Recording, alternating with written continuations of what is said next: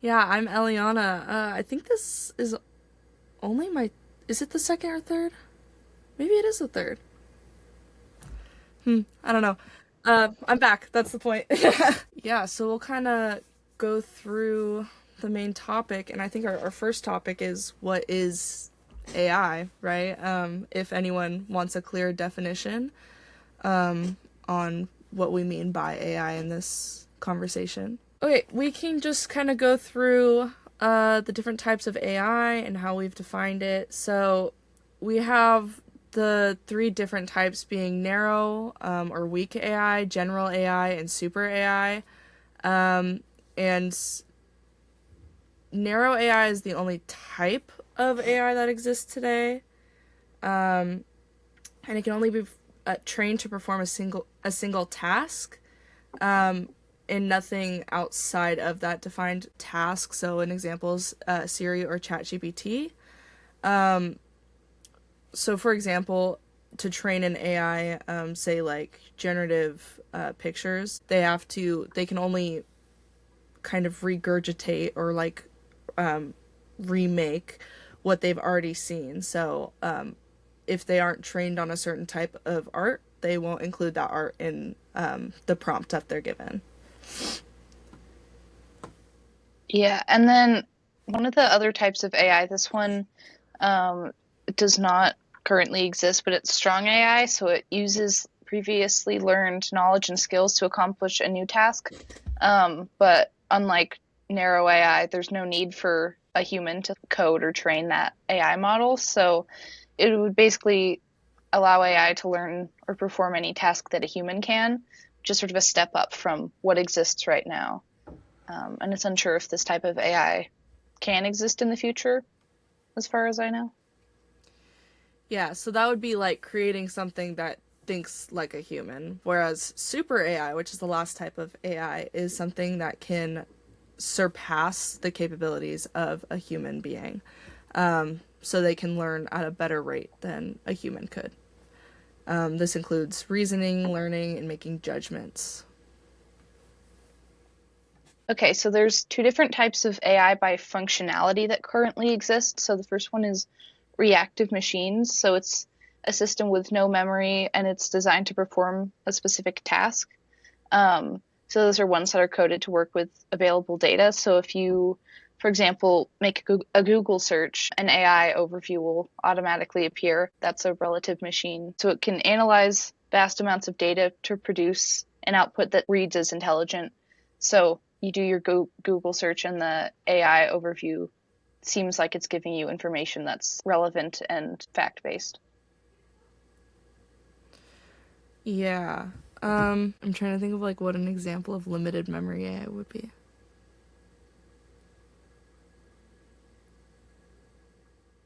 Self-driving cars would be an example, since they can, like, if they recall past events and outcomes and monitor specific objects and situations over time. That's like, if you're using AI for a car to drive, it learns different routes and in what situations to stop and go. Yeah, Or like, so like a yeah. GPS would Hmm. also probably be included in that. Yeah. Um, so I think the only thing other to like address about types of AI is AI has been around for a really long time. I think sometimes it can get lost in the conversation. Generative AI is not the only type of AI. Your entire computers and all your technology runs on AI. It's all about algorithms, and it's all formulas. We're just mainly talking about generative AI in the conversation, which I think is important to kind of highlight when we're talking about this. So when people say AI is bad, well, that's kind of subjective because then you're saying technology is bad in most cases. Which there's some fair points to argue that as well. But yeah, Yeah. there's definitely a difference between AI generally and then generative AI, which I think is what most people, when they're discussing their concerns about AI, whether that be environmental or job related, whatever it may be, I think generative AI is the main concern that people have. So, Michaela, what are those main concerns of AI? That is a great question. There are a lot of them. I think we can talk about mainly this on a subjective level because a lot of the main concerns are also tied in with data centers. Um, Yeah. but we want to look at this like purely just what is the problem with AI specifically. Um, so I guess we could talk of like about our opinions on generative AI. hmm Kind of go away from all the facts. Yeah. I think one thing is like with generative AI, I remember being in middle school and my friends would be like, "Oh, I just generated a photo. Like, you can make art with AI." And at the time, I was in an art class and I watched a lot of people on YouTube that were artists. And so I was starting to hear about the concerns with generative AI, like taking pieces from artists and forming them into generated pieces, and the concerns about AI art replacing real artists. And so I Mhm. think that was my first interaction with like concerns about generative AI was through the lens of AI art. Yeah, I definitely think that's at the forefront of the concerns about generative AI. And I think one of the most controversial at the moment.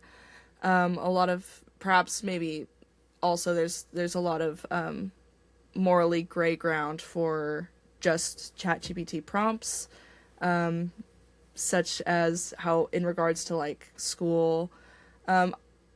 I also was probably more so introduced kind of with the like chatbot craze, talking to AI and feeding it prompts to be a character, or there's like a lot of concerns about AI being used to vent or get mental health advice.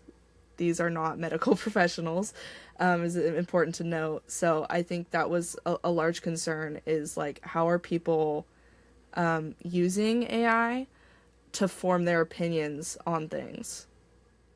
Yeah, and I think recently we've seen a lot too where people are getting mental health advice from AI, um, and it's not going well. I don't know if I can like give specifics on here, but like there have been some cases where people have lost their lives because they turned to AI rather than real people about their problems. I definitely think whether or not AI is bad or not, it's very, we need to open up the conversation as students and youth of how do we use it responsibly. I think is at the forefront of this conversation because whether it's the ethics of training AI, you do have to understand like sometimes it does risk people's life. It's not just a silly chat GPT prompt. Like some people do rely on this on a very emotional level.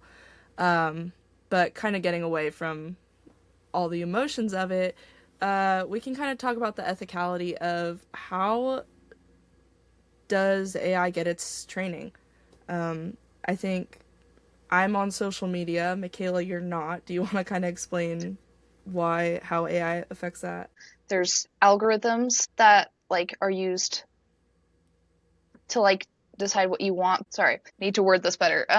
There's algorithms on social media, so they take into account like how long you are watching a certain post or what you like, what you engage with, and then that shapes what videos you're fed from there.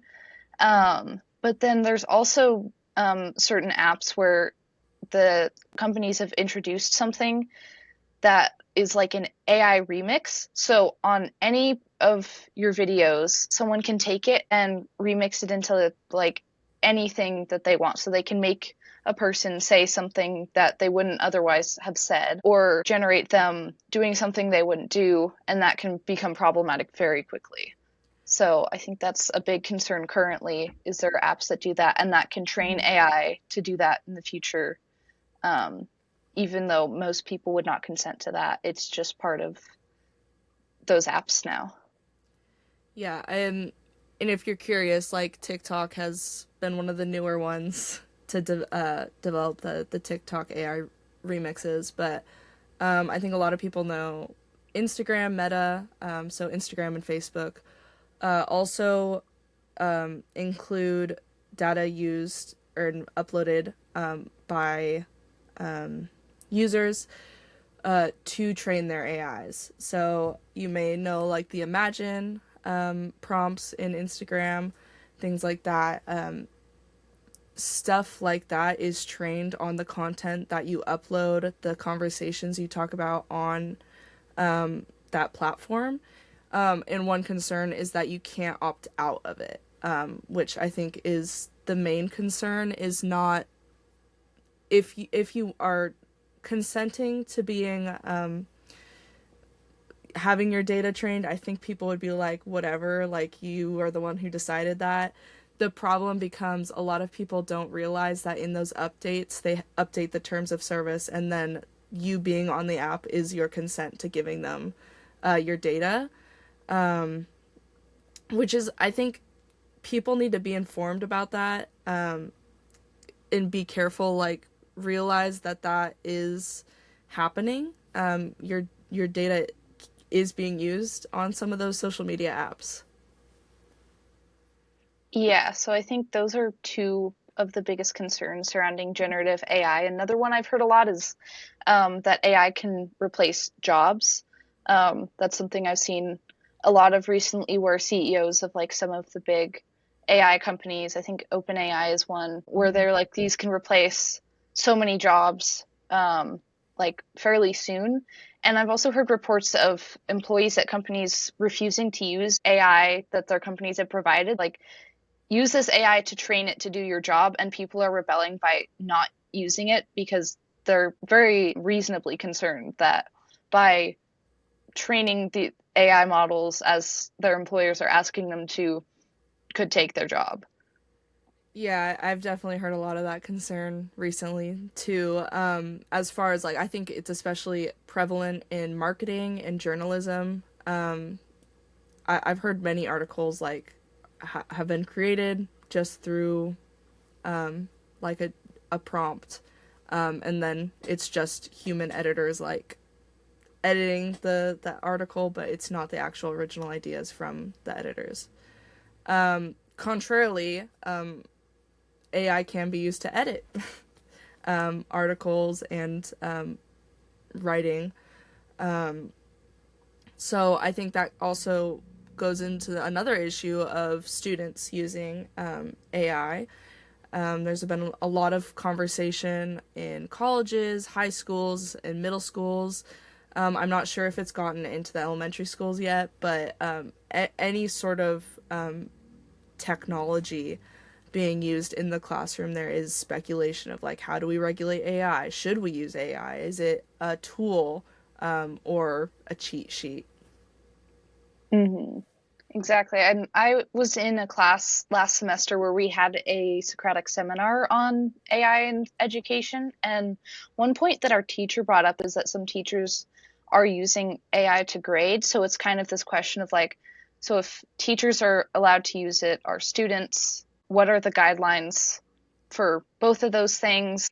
Because students obviously had concerns about teachers using it, as well as teachers having concerns about students using it.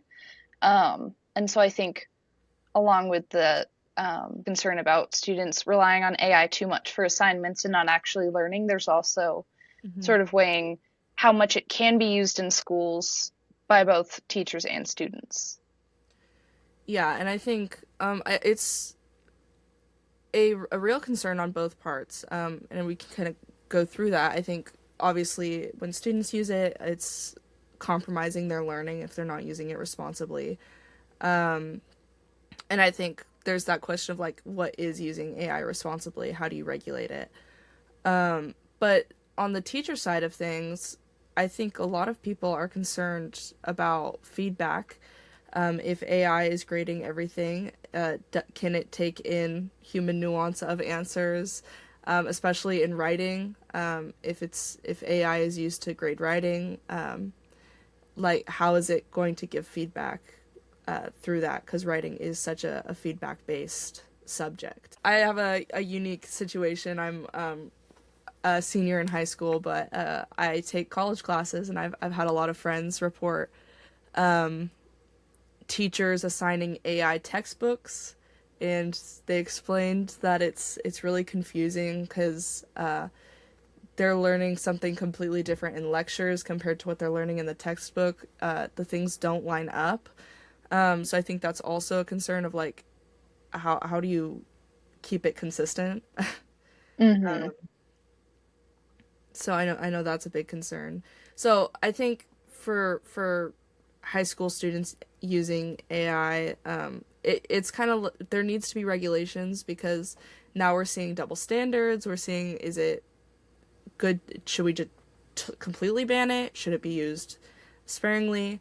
I think this is a really big issue in colleges because they do like to experiment around with it more. But the younger the students, the less there's a concern of. But it's definitely becoming a really big issue in high schools. Um, and we Yeah. can kind of go through. Let me find the statistic real quick.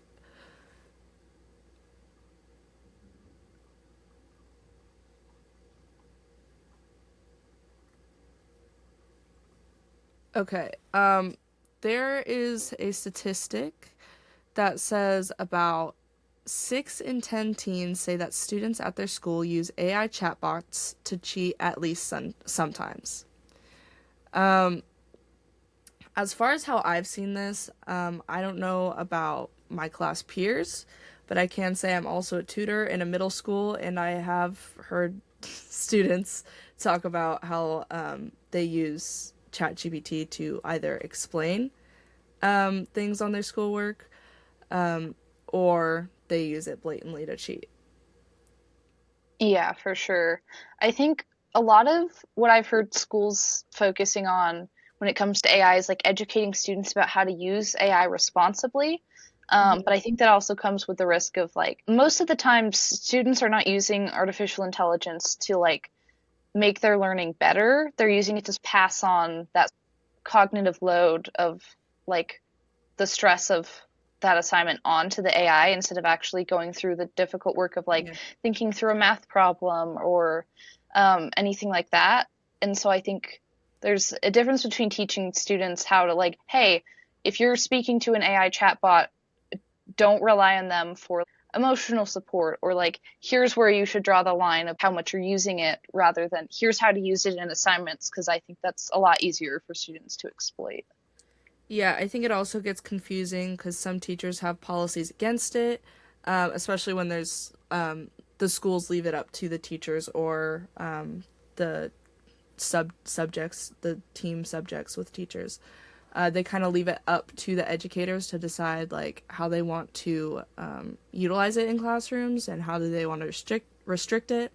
The problem with that is kind of like if one teacher says use it all the time for everything and another teacher says oh well use it sparingly and another one says don't use it at all, then how are if students are already learning how to use it, are they going to cheat on it in a different subject? Like how do you compare certain subjects or use it more as a resource while others use it more as a cheat? So how do you regulate the use of that between subjects, I think is another concern.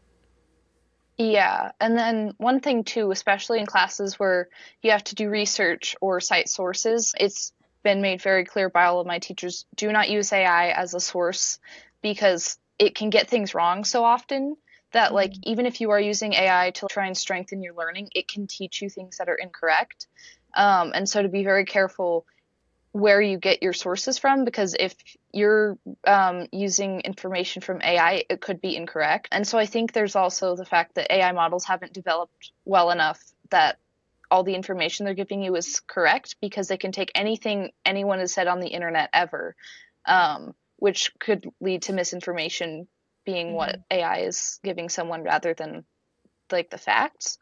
Um, and since AI isn't very well regulated, there's an even higher risk of that because the government doesn't have any policies in place, as far as I know, on like where AI can pull information from, like what they can Mm-hmm. tell people. And then we can continue talking about this, but I think another thing that sort of feeds into is like regulation, but also surveillance with AI. Unless you have anything else to add on the education part. Yeah, for sure. Let's go into that surveillance because when we talk about is AI an environmental justice issue, which this is the climate classroom, we're done by the ECJ team. So we really want to get into the nitty gritty about like how is this affecting climate change. That is a concern. One pro of AI is that it can inform zoning policies. So this is what areas need the most help and resources, and using it to predict where disease may go, where hotspots for food scarcity are, and tracking climate induced migration. This kind of goes for like animals, but also people move based on the weather. So when we're tracking that, yes, it can inform that and it can be used for really great things, but then it does be like, where is the difference between excess surveillance and using it as a good preventative measure. So yeah, it definitely can be used as too much surveillance. I'm curious to see what thoughts you have on that. Yeah. I mean, I live in the city of Bend, and I know this winter there was a big public outcry that the city of Bend had put into, they're called flock cameras, Mm-hmm. at traffic lights. I think there's one on like two different sides of town, but people were concerned that like the police departments could use that information and that that data had been leaked before. And so that could become like a public safety issue really quickly. And it could Yeah. also lead police to like arrest the wrong person, different things like that. But there's a lot of concern over those cameras not just being used like as a speed check, but also as surveillance. Um, and that company that the city contracted with was not going to use that data in an ethical way, and so they canceled their contract with that company. They have implemented new like cameras at traffic lights, but as Mm-hmm. far as I know, that's a different company. So I think even in communities, people are already pushing back against measures of surveillance. But let me make sure that flock is like an AI one because I'm pretty sure that's was part of the concern. But I can talk about some more like surveillance concerns because I know like if you've heard of Palantir, there's been a lot about that lately that I've read about. Mm-hmm. Yeah, I think part of the problem is there's a lot of secrecy with AI. There's not a whole lot of regulations on what do they have to report, and uh, if something is looks shady, they're obviously not going to want to report it. I think that kind of goes into like how much water do data centers use. We'll kind of go into that more later. But AI companies, if they're not required to report it, they probably won't report accurate numbers. So that Yeah, there's a lot of twisting of that information. And it does make it scarier when for surveillance, like where is that data going? Will it be used irresponsibly? exactly. Yeah. So I did look it up, and according to like Flock Cameras, their own website, it is an AI powered camera with license plate recognition technology, and that can be used by any police department. So there's companies like Flock and then Palantir that contract with the government, and people are concerned that more of their data, more of their actions every day. I mean, so much of what we do is already tracked. So we have like digital like credit cards, so they know like where we've purchased things. We have GPS. So it's like everywhere we go, if we have a phone, if we have any form of technology, pretty much our every move is known. So I think people are like already aware of that and concerned that with artificial intelligence, so much more of like our like data, our lives will be known, and that's concerning to a lot of people, rightfully so. I think we've seen kind of a pushback on that. It's almost a form of protest, whether people realize it or not. As there's a lot of shift to physical media, there's been a lot of like romanticizing physical media. You have obviously vinyls have made a comeback; they're a huge trend, and whether or not that kind of goes into the nostalgia of like 80s centric media is irrelevant. But you also see CDs coming back, people wanting to own movies. I know a lot of companies you can buy it online. But now people are asking the question, like, do we want the companies to own things, or do we want to own things? I think a lot of that comes from, like, what do they do with our data? What do they do with our information? Like, what are the regulations on technology at this point?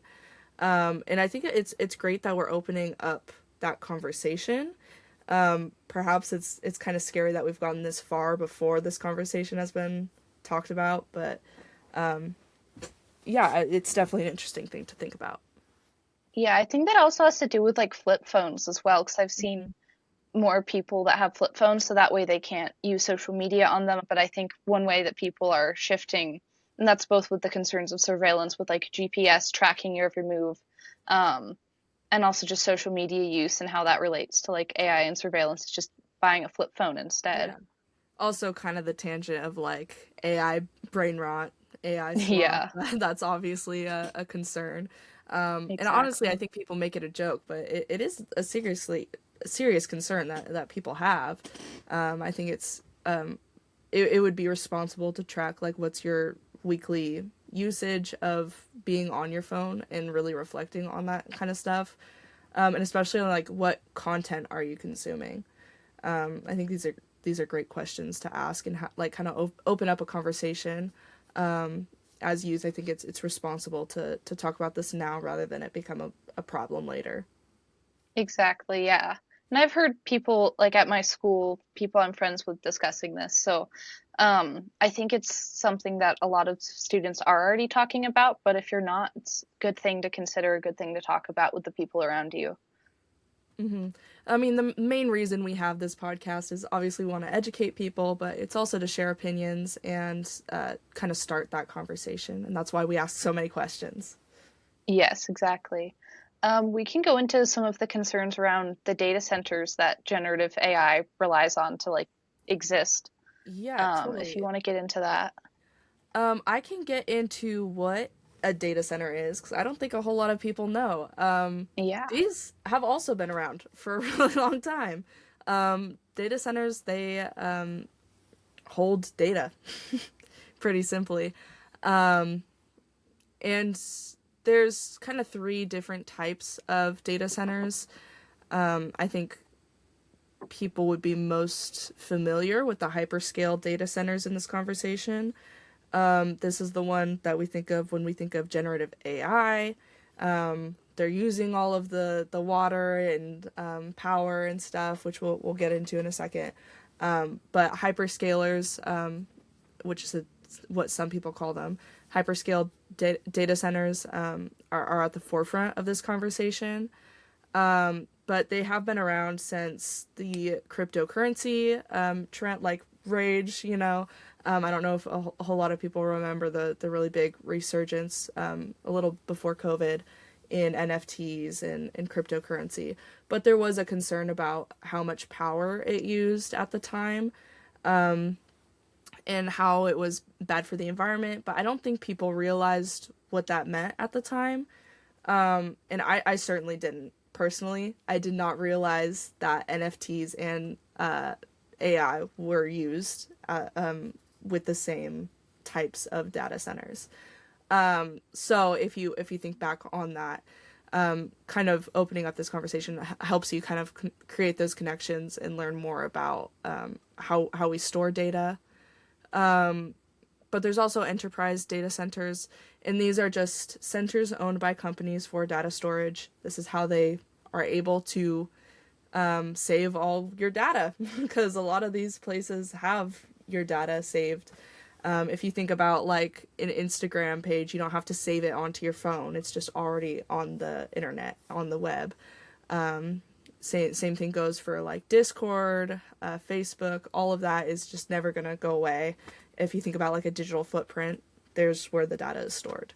And then service or co-location data centers are rented or leased by a third party. So those are kind of similar.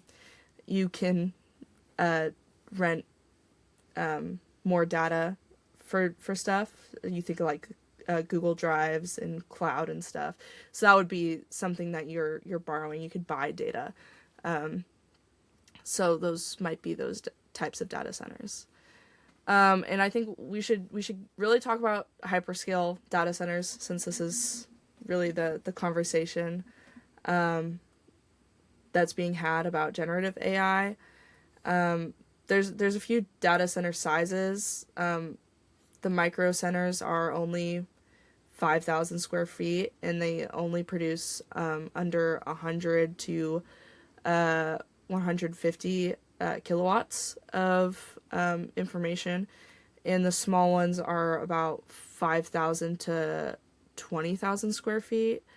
For reference, a football field is 57, I believe, 57,000 square feet, and one house takes about 1 megawatt of energy per month. So a small data center uses 1 to 5 megawatts per day. An average one is from that 2,000 to 1,000 or 100,000 square feet range, and uses 100 megawatts, and hyperscalers are over 10,000. So average data centers are typically hyperscale. And I'd like to clarify what a megawatt is, just in case anyone's confused. So it's a unit of power, like measured. 1 megawatt is like 1,000 kilowatts or 1 million Mm-hmm. watts. 1 megawatt is like a fairly big amount of energy, I think. Yeah, you can like see wattage on like light bulbs and stuff if you're Hmm. curious to kind of look around at it. But yeah, again, 1 megawatt is about a month's worth of power for an average household. So if that puts into perspective, like how much that is, that's a lot. Yeah, I mean, I guess we can kind of talk about hyperscalers. The reason why they're more power is because of redundancies. I think that's really important to talk about when talking about hyperscale data centers. Redundancies are extra devices or equipment that kick in automatically if something happens to main equipment. So this means that the data centers can keep running constantly, but it also means that they use a lot more power. And kind of transitioning into that locational, like where are data centers? The first hyperscaler was actually here in Oregon, 2006 in the Dalles, Oregon. What there was a data center made that was, yeah. So there was the first hyperscaler is considered to be in the Dalles. Now the biggest one is considered in the Mongolian region of China. So, and we can kind of go more into let's first address data centers in Oregon since that's where we're based. Yes. So in total, there are 123 data centers that are in Oregon. Not all of them are hyperscale. I live in Bend, and there's two in Bend. I've driven by both of them. I was doing an assignment on noise pollution for one of my classes, so I measured the decibel level from both of those. But those are like the smallest type of data centers. So not all of these data centers in Oregon are like the hyperscale kind, but I'd say the majority of them are from what I've seen. So there's 123 of them, as I said, and 73 of those data centers are on the eastern side of the Cascade Mountain Range. And I know, like, a lot of people, when they think of Oregon, think it's like really rainy, which a lot of Oregon is, like the coast and the Willamette Valley, Portland. But east of the Cascades, Oregon is very dry. And so the fact that over half of the data centers in Oregon are in the side of the state where drought risk, especially with climate change, is increasing every year. Like in Bend, we got very low snowfall compared to previous years, so there's a higher concern for drought and wildfire.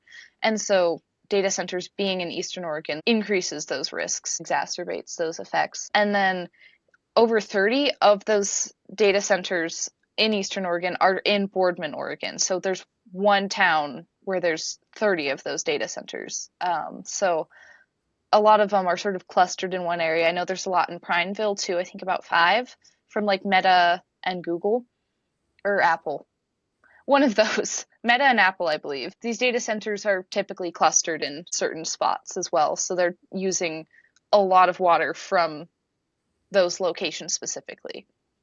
Yeah, and I think if you know anything about Oregon environmental justice, you might be familiar with nitrates is a pretty big issue in especially eastern Oregon.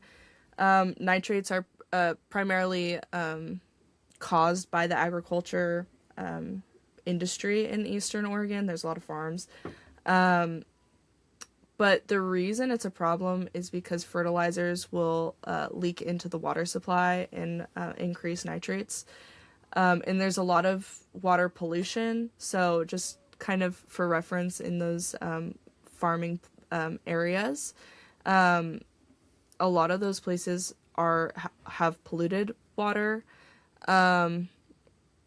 So it's kind of important to know that data centers also often poison the water that they use. So they're not recyclable and they're adding more pollution to an already very polluted water supply. Yeah, and to be clear, data centers need water to cool down the machines. And if there's Hmm. not a closed loop system, they're constantly taking new water and using it, and then that water is like unusable afterwards, and they need fresh water to do so. And so the water that humans need to drink, to use to stay alive, is what data centers need to like function properly. And so taking fresh water, especially in places where clean, healthy, fresh water is like less available, taking what is available out exacerbates those effects. And so residents in those areas have even less access to clean water than they did if there were no data centers. Hmm. Yeah, so companies often look in underdeveloped areas in countries to put the data centers because electricity is cheaper there. And they also look for areas with less hazardous weather, which is probably why they drift towards deserted areas because there isn't large storms to deal with. Like if you think about hurricanes, flooding, things like that would be hazardous weather. As far as the current highest megawatt data centers that are operational now, most of them are in the U.S.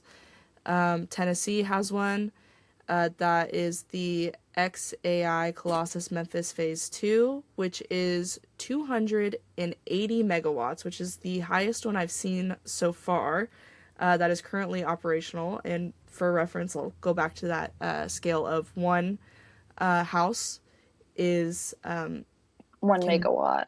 1 megawatt per month, and that megawatt is used per day for those data centers. So you're using a month of energy in one day. Yeah, and I've read more into the Colossus data center, so like after you give your overview, if there's anything else to add, I'll do that. Yeah. So and then there's a Meta one, Meta 100K in Kansas, which uses 143. And Arizona has an OpenAI Microsoft Goodyear data center, which uses 143 megawatts. Um, and then the highest like planned data centers, these are listed as severe risk data centers. There's one being planned in Wisconsin, the OpenAI Microsoft Mount Pleasant data center. And this is quite a jump in megawatts, but it's planned to use 1,500 megawatts. And then in Saudi Arabia, we're going away from the US now, has a data volt Neom data center that is also 1,500 megawatts. And then we'll go back to Tennessee with that XAI Colossus 2 Memphis Phase 2 data center. And that one is currently the largest planned data center that we've seen, which is 1,564 megawatts. So you can kind of go into more about that Memphis data center now. Yeah, so I've done some research on data centers and I've heard about that one. And because that data center requires so much energy, the energy demand surpasses the capacity of the local grid. So what they're doing instead is building like the cheapest power generators possible, which are like methane generators, which then contribute to climate change and cause air pollution for the local community. Memphis is a majority black city, so that goes into climate justice, where a historically marginalized community is being the most affected by data centers, both with air pollution and water access and energy costs rising because of data centers in that area. And I think that kind of goes for the main concern about data centers. I think there's not a whole lot of pros to data centers other than they provide data and they give us AI. So all of the AI pros are kind of the data center pros, but data centers really show the cons of AI. And so we can kind of go into that. I know probably our both of our research will kind of line up, Mikayla. Yeah. So like Mikayla said before, there's an increase in greenhouse gases. And a little more info about that. Meta, Apple, Google Cloud, Amazon Web Services, all of those companies are predicted to use up 12% of the US's electricity by 2030. This also means that the cost of energy will go up if all of these companies are using the energy. Supply and demand tells us that it's going to become more expensive to use electricity.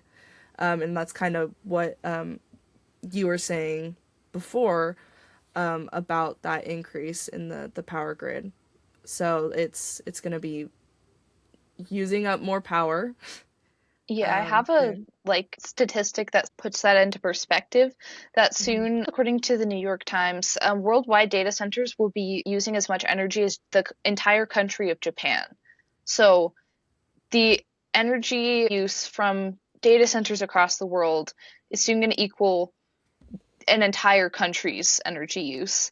And then I believe that later it went on to say in the next decade or so, data centers could be using as much energy as the country of India, which is one of the like highest populated countries in the world. So that's Yeah, an even it's steeper either jump.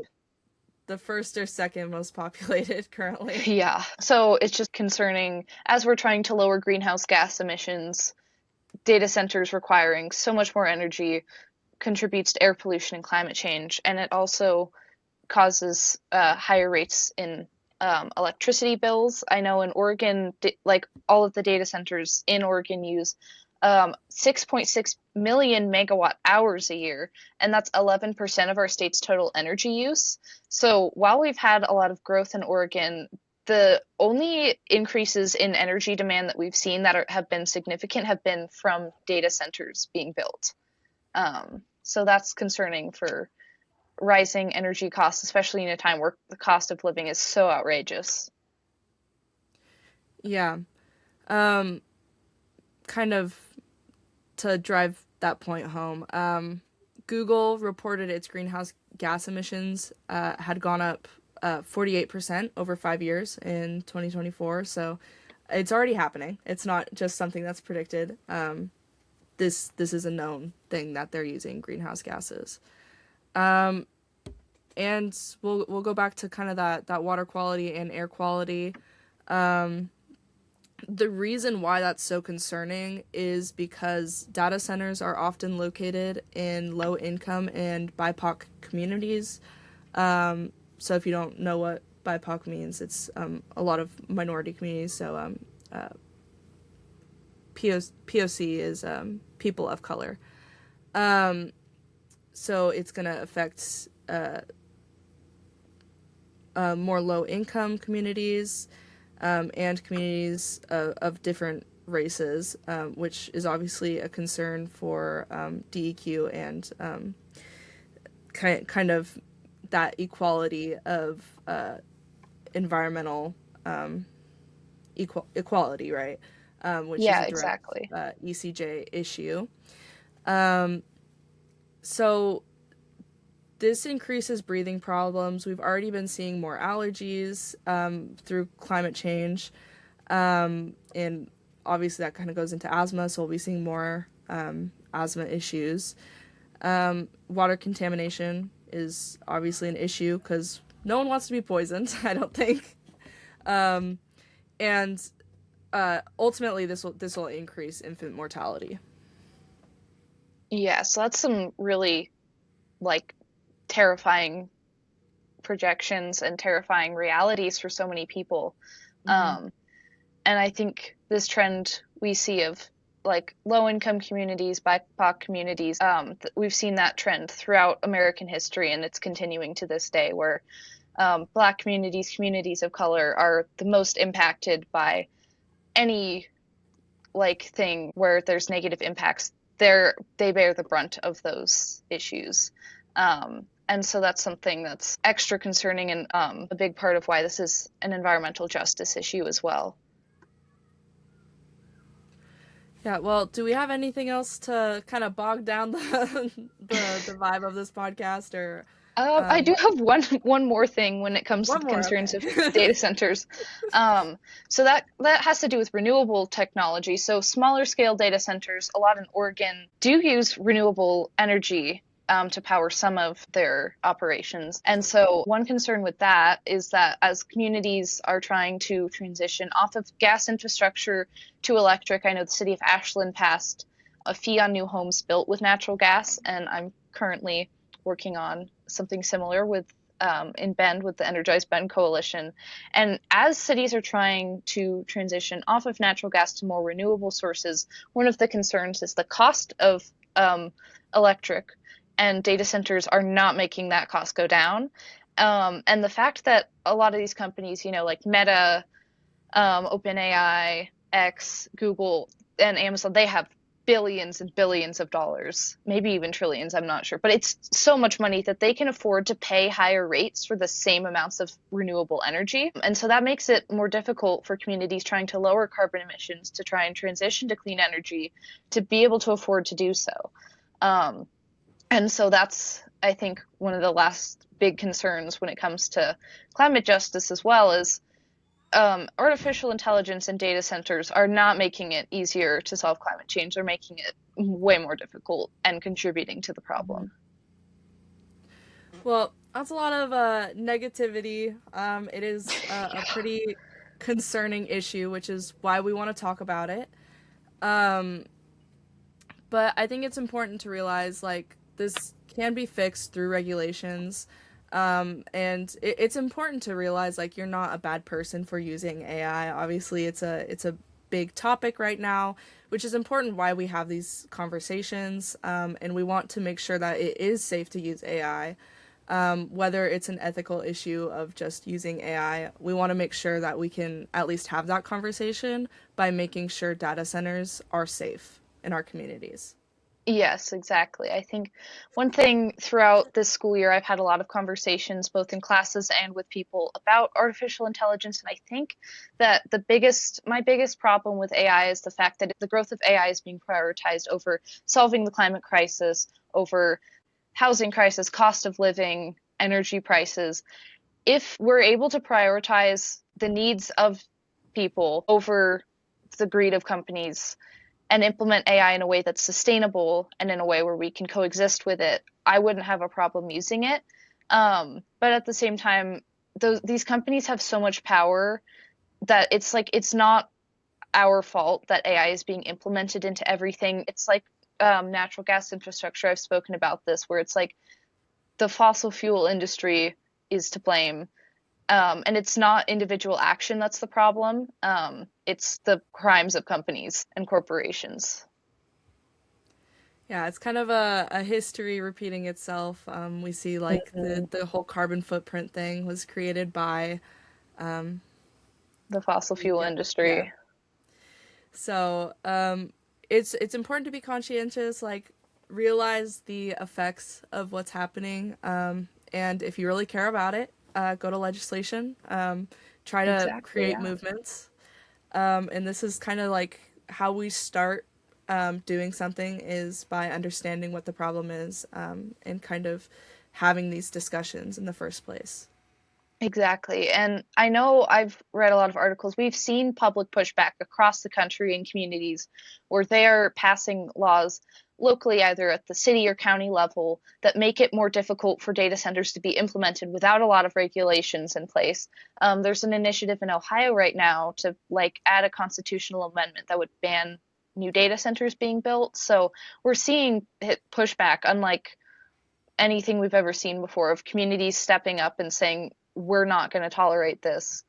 We care about our communities and we want to make sure that if a data center is being built, it's not going to harm us. And so there is a lot of hope in that, where there are so many people that are getting together and through collective action are trying to change things for the better so that data centers don't harm more people. All right, I think that kind of concludes the episode for today. Hopefully, we've inspired you rather than kind of concerned you at all. Concern can be unmotivating, but it can also be motivating. So I think ultimately we want people to do action rather than kind of stick to what's already happening, and it's not something that is for certain. Like it's still something that's being talked about. It's still something that's being created.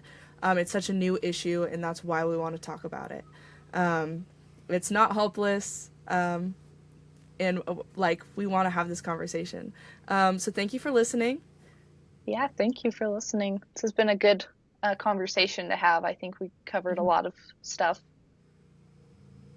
Okay, awesome. This has been the Climate Classroom. Thank you for listening, and maybe we'll see you next time. This is our last episode as far as this team. I'm graduating this year, so you won't hear anything else from me, but maybe we'll see Mikayla again. We'll see what the next Yeah, team maybe. consists of. Yeah, Bye. See you in the bye. fall. See you next year.